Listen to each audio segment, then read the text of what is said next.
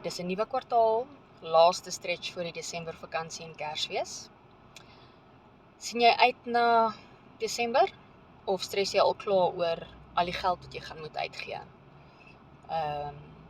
Skryfbehoeftes, Kersfees, skoolklere. Nou, ek weet hoe dit voel om absoluut niks oor te hê wanneer jou rekeninge klaar betaal is, die skoolfondse klaar betaal is en nou nog al daai ekstra onvoorsiene goedjies wat jou so slaan deur die maand. Jy kan dit verander deur vir jouself 'n aanlyn bemarkingsbesigheid op te stel.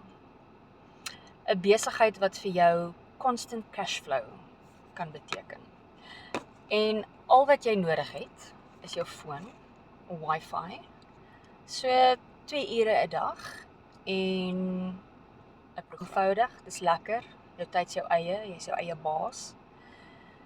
So ja, as jy reg is om Desember 'n fees te maak, letterlik, figuurlik, in enige way hoe jy kan, los my die woord ja, WhatsApp my.